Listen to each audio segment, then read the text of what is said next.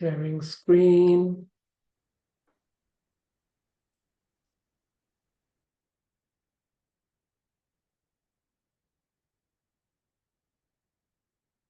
Okay, today we're going to look at a major chunk of Ezekiel. And this chunk contains two chapters that are getting a lot of attention at the moment because of current war in the land of Israel. And you will see why when we get to it. Next week, we will cover the rest of the chapter. It's one big chunk dealing with some temple vision. It's probably the longest prophecy anywhere in the Bible that was never literally fulfilled, but perhaps it was not meant to be fulfilled physically in historical time, maybe some future time. And the same applies with the vision here about chapters 38 and 39. Is this dealing with current historical events? There are many elements that seem to fit. Many Christians, Messianic Jews, and some Jewish groups believe it fits. But then there's a biblical parallel that makes us wonder if it's more typological for something else in the future. Chapter 33 is fairly straightforward.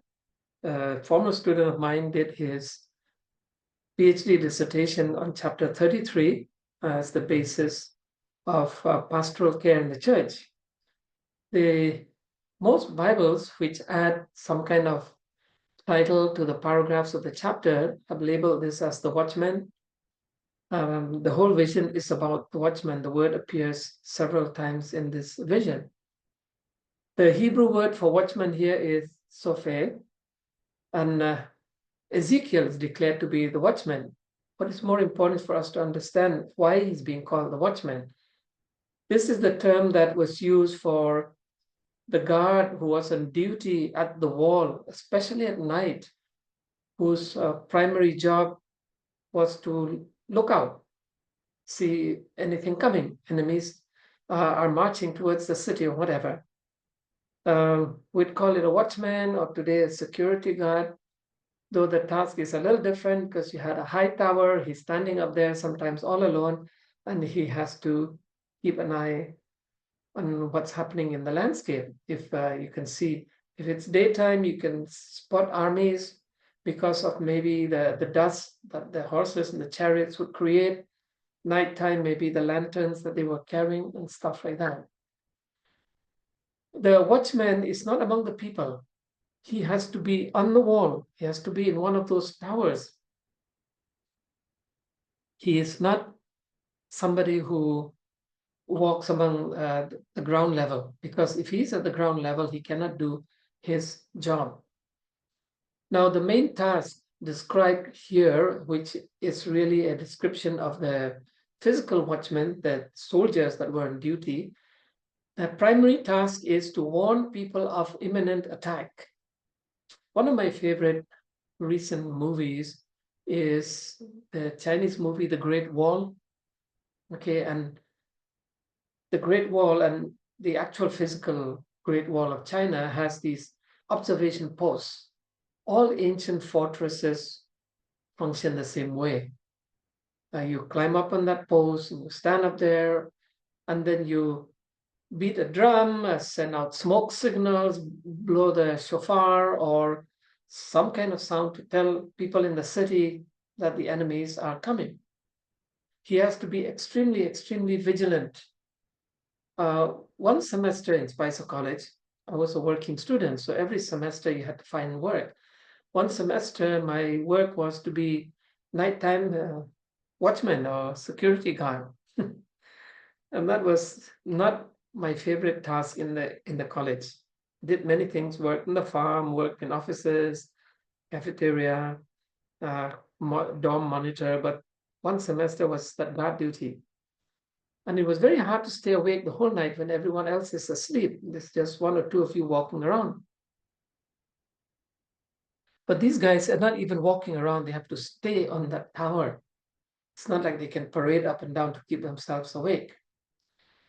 Ezekiel is told by God that if people do not pay attention to the warning of the watchman, that sope, that is their responsibility. However, if the watchman fails to give the warning, maybe he dozes off, maybe he falls asleep, or he doesn't read the signs properly, he doesn't see the army coming, or he is slow in reaction, then he becomes responsible for whatever bad thing is going to happen in the warfare. And this is a pretty heavy duty, because while he is not down there among the people, but he is responsible for them if he fails in the slightest. No other prophet was given this title in the Bible, only Ezekiel. Now, Ezekiel is no longer in Jerusalem. He is in Babylon. He's not living inside a city. He's in the outskirts of Babylon. But as a prophet, his messages were not only for the exiles, but also for the people who were still in Jerusalem, who were still waiting for the final invasion of the Babylonians. And so this is very significant.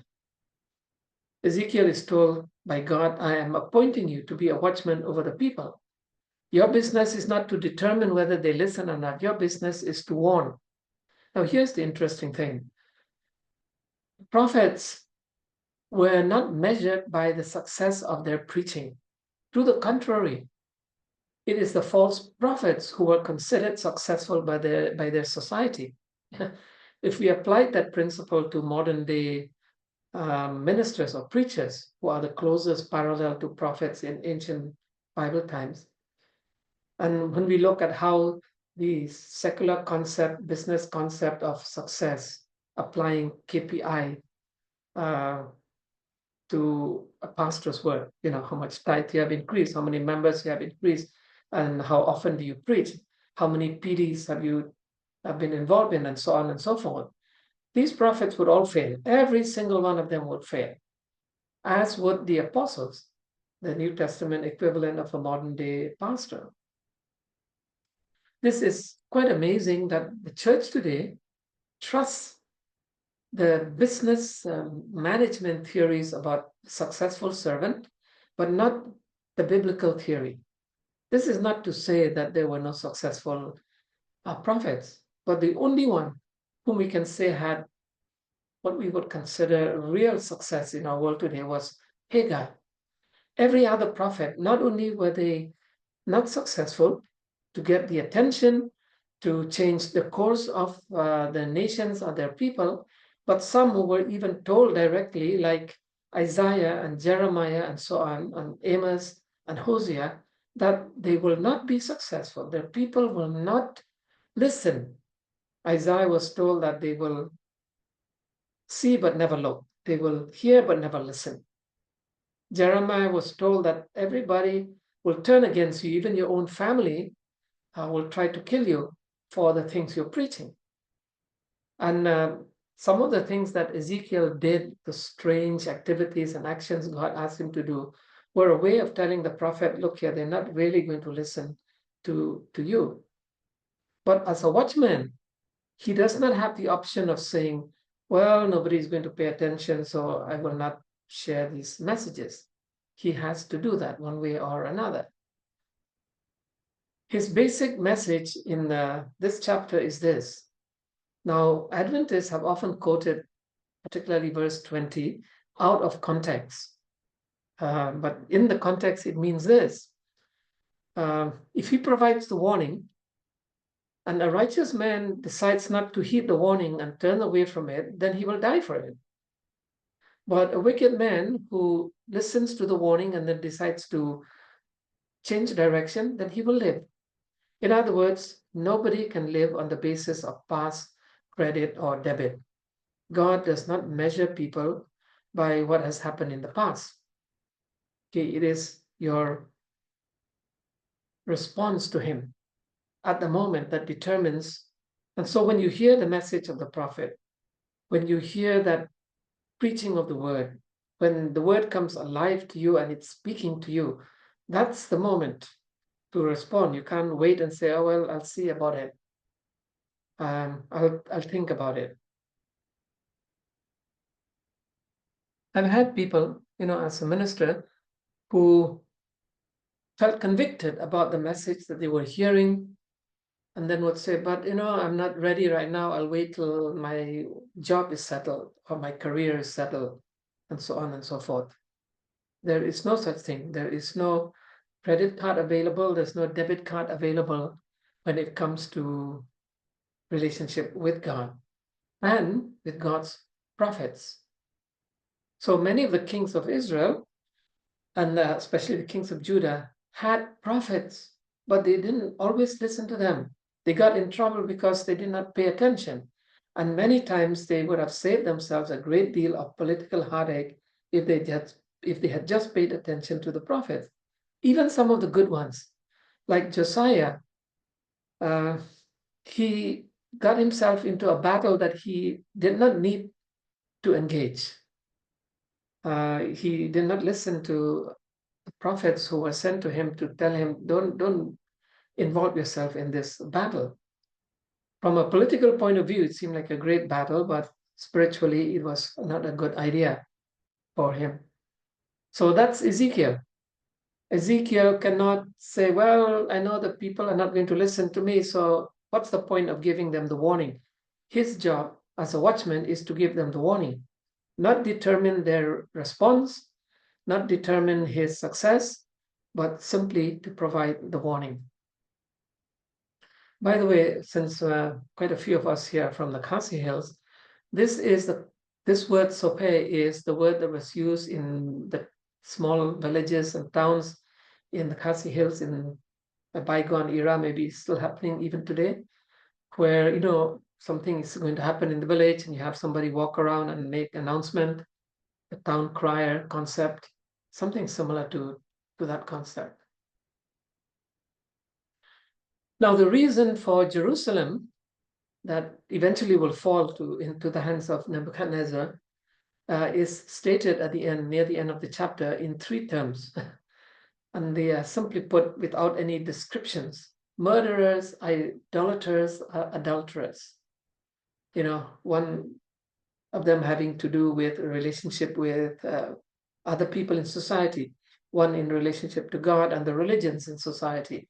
The other one is a euphemism actually for their apostasy, not that they were all sleeping around in every which way. And so this was a society that had completely lost its moral compass. It's like listening to the far left in American society today spouting woke philosophy as it's known. It's quite amazing. I've been following this up and I listen to some of them talk and the things they're saying, and it's like, wow, how do you get that far away from your Judeo-Christian roots and so on? But it's not just America, it's happening all over Europe as well. Chapter 34 is similar to 33, but it looks at the work of spiritual leadership, political leadership, from the point of view of a shepherd. And this is a motif that appears in a number of places in the book of Psalms, in the Torah, in the prophets, in the Gospels. First, there is this distinction between all those shepherds and the one true shepherd. The shepherds that are referred to in chapter 34 are the leaders of Israel, all the leaders, their kings, their high counselors, their prophets, their priests, all of those are shepherds. So this is a general term across the board for anyone in leadership, primary measure of leadership. The indictment here is that all these shepherds had failed their flock. So they were the ones who were the cause for why the exile would eventually happen. Because whatever the shepherds did, the flock would follow. In the writings of the prophets, you get this idea that people, by and large, simply follow whoever the leader is. And we've seen in recent political realm, how people will fawn after a leader and they just follow whatever he does. There's no critical moral thought on a personal basis. The basic theory of the prophets is that all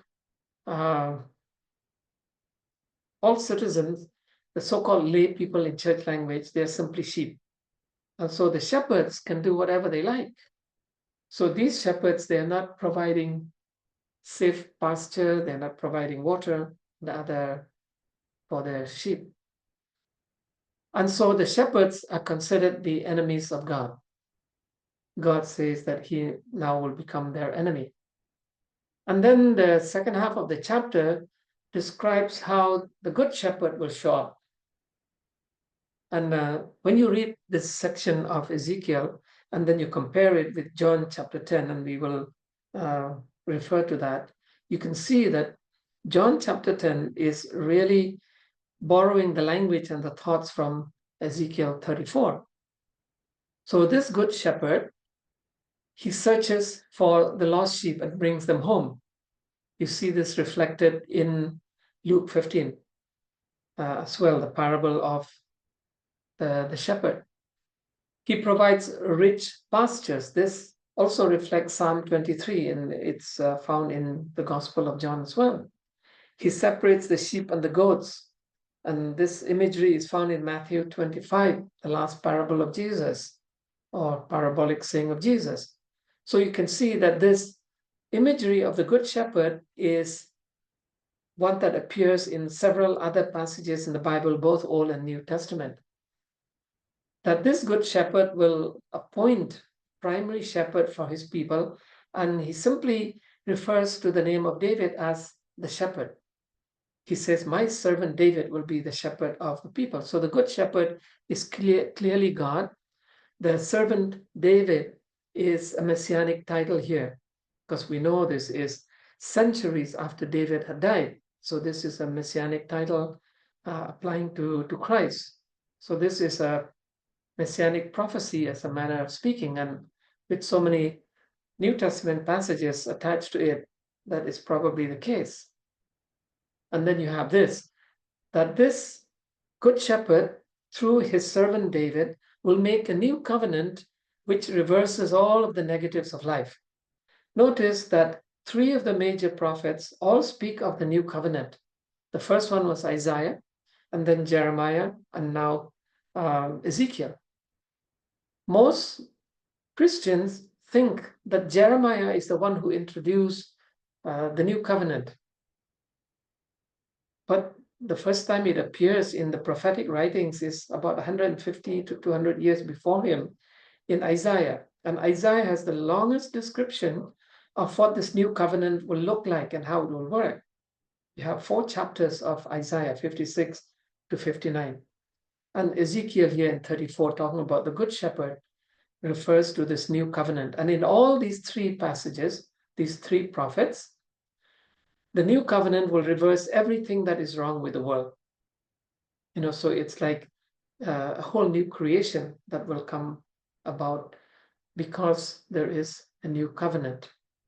And so if people tell you the new covenant was introduced by Jeremiah, please make sure you let them know that the first 3 major prophets refer to it.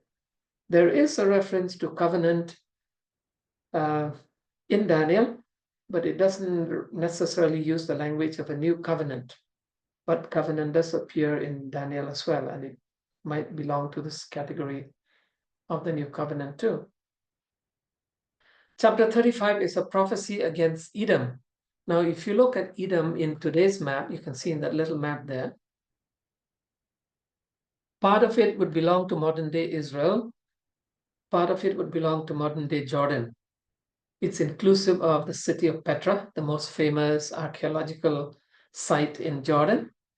It includes Timnah, where a life-size tabernacle has been built. There's a whole museum there, a live museum. Okay, in the southern part, this is what is known as the Negev Desert. And it was quite a big country compared to Judah. The Judah of Ezekiel, the Judah Ezekiel knew, basically covered this region. Judah was actually a very small country. Okay, Edom was much bigger. Now, Edom was still in existence at the time of the Babylonian captivity. It will eventually disappear in history because God prophesied that he will destroy Edom. And 2 reasons why God will destroy Edom. One is that they hated Israel. They wanted Israel to disappear from history. And you can see echo of what is happening in today's world. The other is that they attacked the Judah during the captivity. Nebuchadnezzar came from the north with his armies to attack Jerusalem, and Edom joined in the act from the south. And Judah did not expect Edom to attack them. And so they were caught by surprise to have this what they thought was a semi-friendly neighbor attack them under the guise of, they didn't actually have an alliance with Nebuchadnezzar, with the Babylonians, but they saw this, it was simply capitalizing on the moment to attack Judah in its worst moment in life. Okay. And those people that were not taken by Nebuchadnezzar, who tried to run away from Jerusalem towards Egypt, they were attacked by the Edomites along the way as well. So God says, because you hated Israel and because you attacked them during this captivity period, I will destroy you. You know, the echo, this is why this section of Ezekiel is captivating so much attention among a lot of Christian groups today, because of these echoes in what is happening right now. Judah did not expect that Edom would attack them. Now, for those of you who don't remember the biblical history, the Edomites were the descendants of Esau. Now, you remember that Esau was very, very much loved by Isaac. In fact, Isaac even attempted to stall the plan of God by trying to pass on the birthright to Esau. Eventually, Esau would detach himself from the Isaac family and then form this nation called the Edomites. So there's some history there between the two, but we don't have some violent history in their period, but there's some grudge the Edomites held against Judah, against Israel. The result, God says that they will be wiped out, and in the process, they will have to admit that Yahweh is God. He's the God of Israel. And you know that the Edomites disappeared from history. This judgment of God would be final. And interestingly, when Babylon was done with Judah, they attacked and destroyed much of Edom. And then Edom became so weak and eventually disappeared from history. Chapter 36 is the hope chapter, that Israel will be restored, a dual intention of God, complete destruction of Israel, Israel's enemies, and then an idea that is very important in the prophets and which again is receiving a lot of attention today, which is part of the mission statement of the state of Israel, and that is the gathering of Israel. God promised through the prophets of this period, the exilic prophets, that one day he will gather all of his people from the four winds of the earth. There is a tribe in Manipur state that actually goes by the name of Manasseh, and they're trying to get relocated to Israel because they believe, and at least one rabbi who has gone to Manipur has designated them as one of the lost tribes, the so-called descendants of the tribe of Manasseh. Already a few hundreds of them have been relocated to Israel. The whole tribe is trying to get relocated. The same thing was done with the Ethiopic Jews, the Moroccan Jews, the Yemeni Jews, and the Jews from other parts of Asia. These are the ones who did not disperse into Europe after the Roman invasion. They stayed around Asia, Iran, Iraq. You know, when the nation of Israel, modern Israel, was formed, there were 250,000 Jews in Morocco, the largest concentration of Jews in Morocco. Today, not even one. There were 140,000 in Algeria, 135,000 in Iraq, and tens of thousands in Iran, and Syria, and Lebanon, and Saudi Arabia, Egypt. All of those Arab countries had large Jewish population. After 1948 war and everything that has happened since then, not a single Jew is in any of those Arab countries today. This was the situation in ancient Israel, even at the time of the Babylonian conquest, that all the nations around were either semi-friendly or completely unfriendly or even hostile to Israel, to Judah. See, by the time of Ezekiel, the northern kingdom had already disappeared anyway. Here's the promise of God: I will gather you from all the nations and bring you home to your land. And if you ever get the chance to read the mission statement enshrined in the charter of the modern state of Israel, it's the gathering. And there are Christian groups and Messianic Jewish groups who believe that what is happening right now will see this gathering actually being fulfilled. But here is the explanation of God of why he will do it. He says, I'm not bringing you back because you deserve it, but to protect my holy name, because you have brought shame wherever you have been scattered among the nations. So God is saying that they will not really live up to their mission of representing God when they are dispersed in all the nations.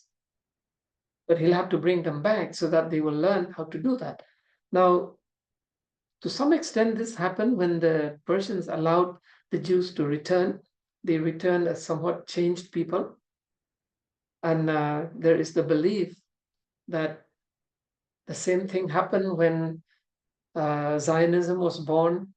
Even though many Zionists were actually secular in mind, they were not religious, but they were determined to build a state that would be built on the laws of God and yet be fully liberal democracy. To this day, the only democratic country in the Middle East. And what is amazing, if you go back and look at the democracies of the Western world, the so-called Christian world, the majority of the things that make up that democracy did not come from the Greeks and the Romans, but actually from Torah. For example, laws about slavery and treating of foreigner and immigration laws and so on, perjury laws, jury laws, laws about hygiene. Do you know that the three main advices given by WHO during the pandemic, quarantine, social distancing, and immunity, those are all found in the Torah laws, every single one of them. And when the WHO advice came out for what people should do dealing with COVID-19, I'm like, wait a minute. These are laws that were given to Israel 4,000 years ago almost, with the promise that if they had obeyed those health laws and lifestyle laws gave them, they would never have been sick. Can you imagine having a country that would never ever be sick? Israel were made that promise. But of course, their primary desire through most of their history before the captivity was, we want to be like the other nations. They did everything in their power to copy the world. When they came back from the exile, they did everything in their power to try and show they were different from the world, to the extent that the world had no chance of salvation. It's quite an amazing thing when you study how history works. Okay, Ezekiel 37. I've heard more sermons about Ezekiel 37, at least the first half of the chapter, than probably any other chapter from Ezekiel. Not sure why. Revivalists from the time of the Wesley brothers have loved this chapter, but it's not about revivalism at all. Okay. The first half of the chapter deals with the valley of dry bones. The second half is with the carving of pieces of wood. So the valley first, he was asked to do something, to go to this valley and to preach to these bones until they come alive. Now, from what we can tell from the description in Ezekiel is that this is probably a place where there was a big war and it was a mass burial site. They just dig a big hole. They don't even cover the dead, just dump all the dead bodies in there and leave them out to rot and be eaten by the vultures and so on and so forth. Not very hygienic in our understanding of how disease is related to death. But in those days, no army is going to stop to actually bury their dead the way we do today. There's no Arlington Memorial and places like that. The result is that the bones started coming together, and flesh and muscle came on the bones, joint, bodies came alive. Now, if this was a war burial site, we're talking here about probably thousands of soldiers being involved. Now, what we are not told is if this coming alive was literal, the language seems to be quite literal, or more of a metaphor of something else.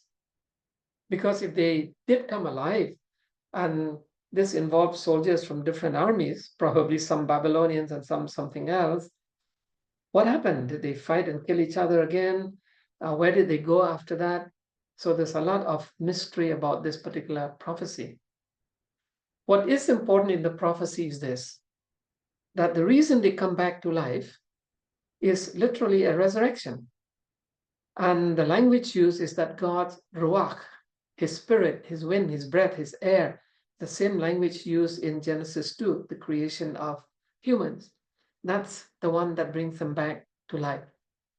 It's used 4 times in verse 9, this word spirit.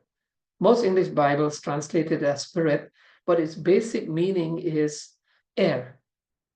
And so it can apply to the wind, it can apply to the breath, it can apply to spirit as in the Spirit of God as well, just the same word. The meaning here is not those bones coming to life, but that the nation of Israel will one day, because of this gathering in the previous chapter, it will be restored to life. And the promise is made that this restoration means that Israel would then live forever.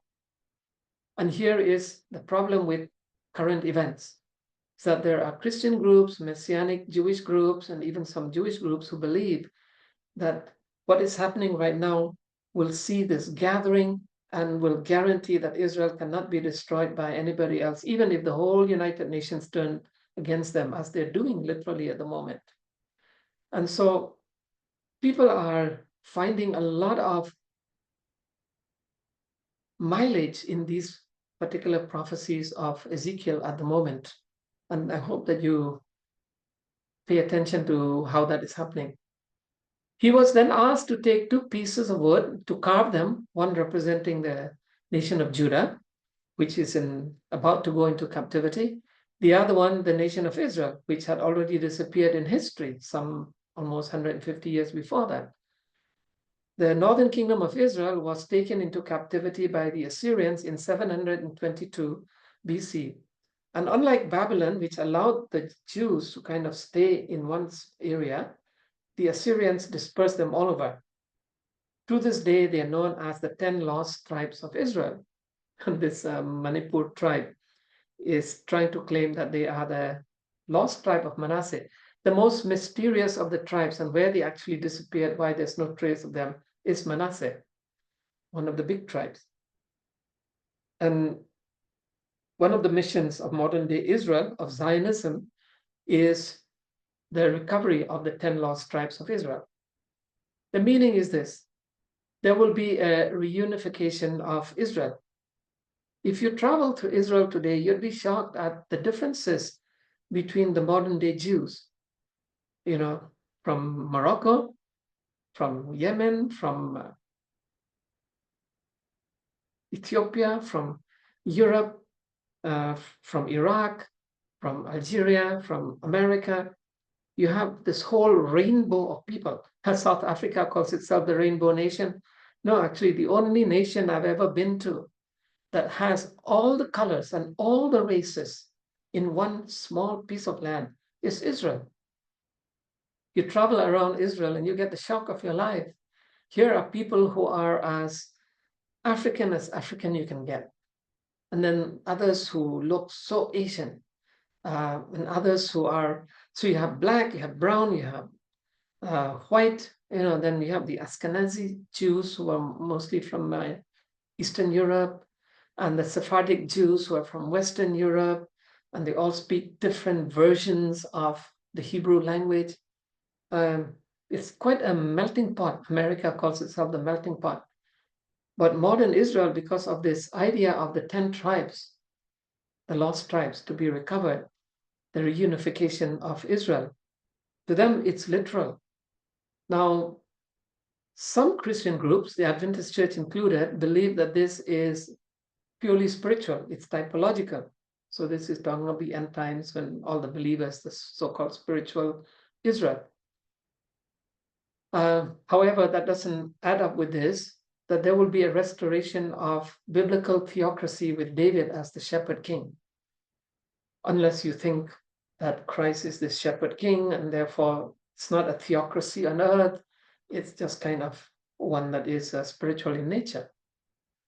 There will be a reissue of the everlasting covenant, okay, which is a repeat of Genesis, the Abraham covenant, and Exodus, the covenant with Israel. But here's the problem, is this. There will be a rebuilding of God's temple home in Israel. And the last 8 chapters, well, 40 to 48 of Ezekiel is all about this rebuilding temple. And yet, what we know is that it was never really rebuilt, at least not until now. I will make my home among them. I will be their God and they will be my people. Similar language to the first time he asked Moses to build a tabernacle for him. The same language used when Solomon built a temple home for him. And when the Jews returned from captivity and built the second temple as God's home, that physical temple literally came to be known in the Hebrew Bible as God's house. So if you see the term after David, speaking about the house of God, it's talking about that temple. So now here's the thing. In the prophecies of Revelation, there is no temple in the new heavens and the new earth. There is a holy city, but there is no temple. So is Ezekiel saying something that will never be fulfilled? Or is Ezekiel saying that this will actually be fulfilled? It will happen. The gathering of Israel and the rebuilding of the temple. If you look at today's map, the rebuilding of the temple would be a very difficult thing, physically speaking, because of what is located in that temple right now.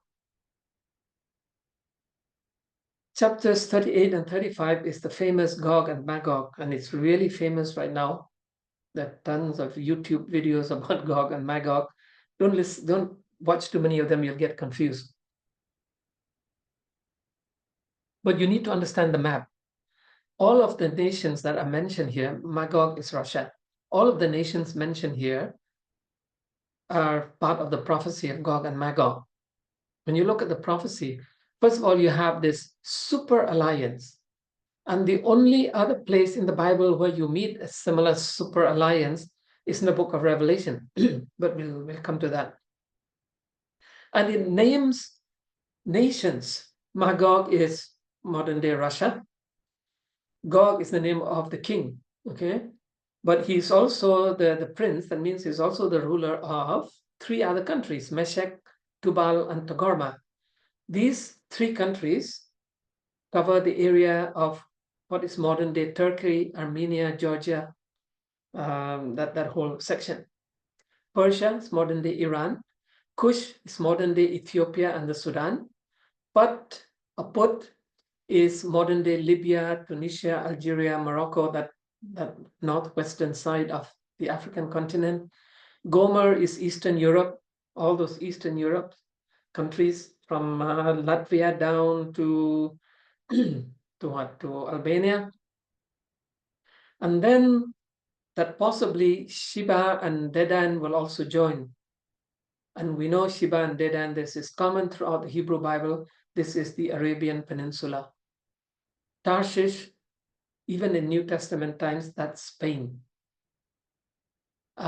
This is amazing. Okay, all these nations coming from all over the world, from Europe, from Asia, from Africa, from Russia, all coming against Israel. And the prophecy says that Israel will be the target and they will have to stand all alone. if you're following what's happening against Israel at the United Nations right now, you can actually see this happening. Not a war, but a war of media, a war of law, a war of words. It's already the second or the third time that Israel is being brought before the ICJ. And in this latest case of the International Criminal Court, some 51 countries joined. Countries like Spain and Belgium and Ireland, okay, it's like everyone is against them. We all know the famous case brought by South Africa. So African continent is represented. And then Algeria is one of the moving voices in the Human Rights Commission. And Algeria is also in the Security Council at the moment. And it's amazing, you know, that the US had to veto a Security Council. Now, the most recent motion, a lot of people think that America is on Israel's side, but do you know that all through the history of the modern state of Israel, America has always made sure that Israel could not win a war. In 1948, the US was not involved yet with Israel. In 67 and 73, Israel won the war against Egypt and Syria, but then because of American pressure, they made peace with Egypt and gave back the Sinai Peninsula, and so on and so forth. And currently, you know, Biden at the beginning came out and said, oh, I'm fully supporting Israel, but now he's distancing himself from Israel because he wants them to agree to a ceasefire.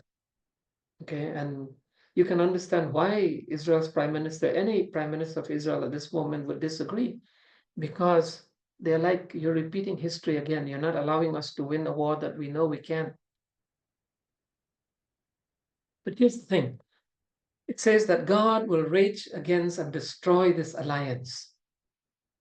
Now, when you look at the listing of nations in Ezekiel 38 and compare it with Genesis 10, here's the picture. Many of those nations are descendants of Japheth, one of the sons of of Noah. The others are descendants of Ham.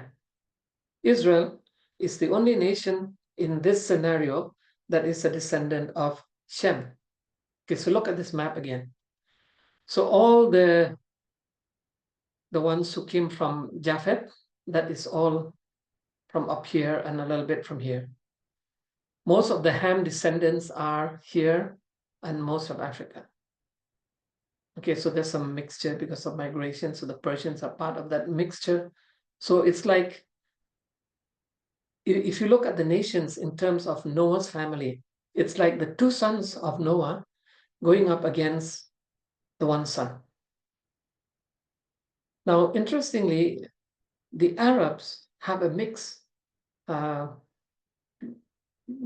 picture from the Bible picture. Some of the nations around here are from Shem. Some of them are from Ham.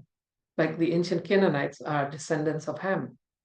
Most of the African countries are descendants of Ham. So Japheth produced the Europeans and some parts of Turkey. Ham produced the Africans, Saudi Arabia, the Arabian Peninsula and the Canaanites. And then Shem produced the nations around here, some Arabs, Israel, and maybe to some extent Persia itself. So basically what this prophecy is saying that all the nations of the world, all the descendants of Noah are going to come together against Israel. And then this is what God will do to them. Look at the language. All living things and all people, they will quake in terror at his presence when he comes. Mountains will be thrown down, cliffs will crumble, walls will fall to the earth. He will summon the sword against you. You here refers to these nations on all the hills of Israel. So they will physically attack the land of Israel. Your men their swords will turn against each other. We know several Bible stories where this literally happened to Israel's enemies. And then this last thing here, the rain, the hailstone, the bloodshed, the disease, the fire, sulfur, this is repeated in at least 3 prophecies in Revelation. This is where the 7 last plagues, the final judgment in 19, and the lake of fire in 20, all this coming from Ezekiel. So we know that this is probably at a higher level than just a physical gathering of nations. And then here is another part.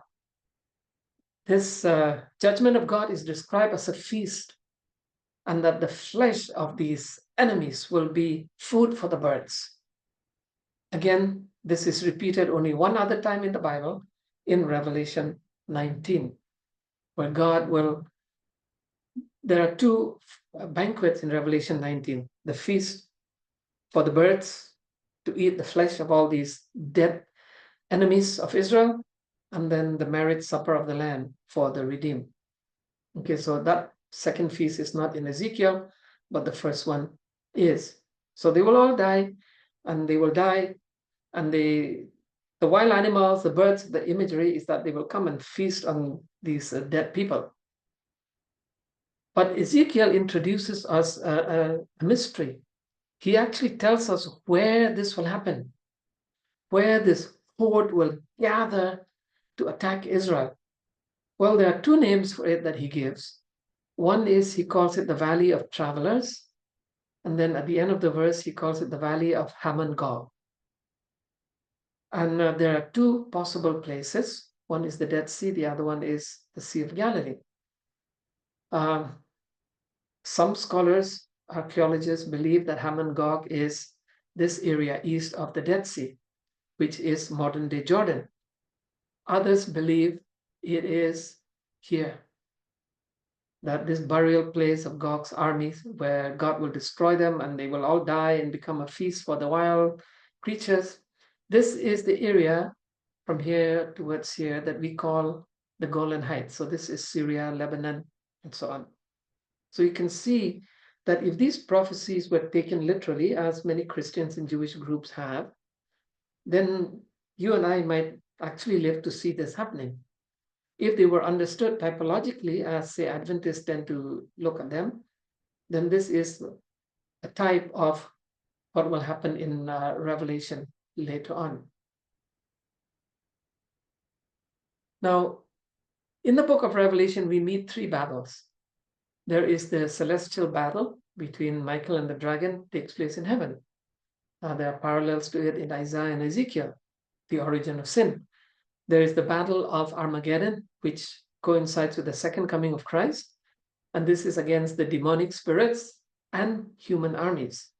And this takes place on the earth. And there is the battle of Gog and Magog, clearly a reflection of Ezekiel. This is Christ versus Satan and human armies. However, in Revelation, this Gog and Magog battle doesn't take place in the land of Israel. It takes place in the new earth. It takes place around the New Jerusalem, the holy city of God that comes from heaven. So if if Ezekiel 38 and 39 parallels Revelation 19 and 20, then perhaps typologically we are seeing that final battle of good and evil, God against Satan, that actually began in heaven. Maybe this is why the being who fell from heaven, sorry, misspelling there, great, I just saw it just now. He's described as being part of creation. So you've got the links in Ezekiel. So Ezekiel would be the first book where you see that immediate link between creation, the origins of evil, and then the final solution to evil, which is then repeated in Revelation. You know, when we understand the prophecies of Ezekiel, it's much clearer to see what is happening in Revelation. So let's compare the two prophecies, Ezekiel 38, 39, Revelation 19 and 20. In both prophecies, you see the formation of a super alliance, a super military alliance of all the nations of the earth against one, and that is Israel. We have a leader in Ezekiel, he's called the King of Gog, whatever that means, or the King Gog, his name is Gog. And then the leader in Revelation is Satan himself. In Ezekiel, it includes all humanity against Israel, all humanity that is not Israel. In Revelation, it is all humanity that is not in the New Jerusalem. So the parallel is Israel and the New Jerusalem. The alliance will surround Israel, the alliance will surround the New Jerusalem. They will, in both cases, they will be destroyed. There's one specific kind of fire that is described in both, and that is burning sulfur. I don't know how many of you have experience with chemistry, but burning sulfur is believed to be a worse fire than being burned at the stove or in some fire. And this is the same fire that was used on Sodom and Gomorrah. Okay, the Bible is very specific about this fire judgment. So we see a sample of it in Genesis, Sodom and Gomorrah, and then it is the fire that will be used to burn up Gog and his alliance, or the lake of fire where all sin, Lucifer and all those other beasts will all be burned. A great feast for wild beasts and birds, a great feast for wild birds. The fortunes of Israel are restored. There is a new heaven and a new earth. So that's what we see. My personal conviction is that there are some elements in Ezekiel that seem to fit current events around Israel, but that the prophecy itself, because of its immediate parallels to Revelation, seem to be talking more about that. It's more a typological meaning, more that end time thing. This is the final conflict on earth, the final battle. It is here that sin will finally be destroyed. It will be annihilated and incinerated, literally and physically, where God will fight one final battle against sin. Now, if Revelation scenario is correct, that battle takes place 1,000 years after Armageddon, which coincides with the second coming of Christ. And the first battle took place thousands of years ago in heaven. So the problem that was created in heaven by their rebellion against God will be resolved in the new heavens and the new earth. And since heaven and earth in the Bible means the cosmos, what we see is a reorganization of the entire universe, because Revelation says that God will move his government, will move his headquarters, his capital, from heaven to this earth. This earth becomes the center of God's universe. And so the problem that started there will be resolved over here. The God that had to fight over there will fight his last battle here. So don't get too excited about people telling you that, see, Ezekiel 38, 39 is being fulfilled before our eyes in Israel. It might be, and it might be, who knows? But I think the prophecy is pointing more to this final battle between God and God on the one hand, and Gog and Magog. So Gog and Magog is a type, or Gog is a type of Satan in the prophecy. And that would explain why the temple vision, which is the last thing we will look at in the book of Ezekiel, is not fulfilled literally at any point in history till now. That maybe it echoes the new creation and so on that we will see in Revelation. So with these prophecies, starting from the creation and origin until the final destruction of Gog, these are the prophecies that are embedded into Revelation, particularly those later prophecies in Revelation of how sin began and how sin is finally dealt with by God. All right, so that brings us to the second last chapter of segment, the final one, chapters 40 to 48, Ezekiel, we will cover next week. I don't know what your interest is, but I thought that we could do something a little different, and that is to go through one of the minor prophets when we are done with Ezekiel. I have in mind the prophet Amos, because he's got some interesting structures that I think are quite captivating. Also, it's not too long. It's a relatively short book. And so if no one else has another suggestion, then we will go in that direction. So next week we will finish Ezekiel, and then the week after that we'll get started with Amos, and maybe cover some important minor prophets before we close. I'd like to do Zechariah because Zechariah has a lot of connections to Revelation as well. So at some point we will probably do Zechariah as well. Some minor prophets are too short, like Obadiah. You can read that by yourself, and it's just a prophecy against Edom. So you can read that against Ezekiel, material about Edom. But Amos takes a bit of explaining, and Zechariah definitely a bit of explaining. Okay, so maybe those would be the next 2 books we can target in our studies. All right, let me stop the recording first.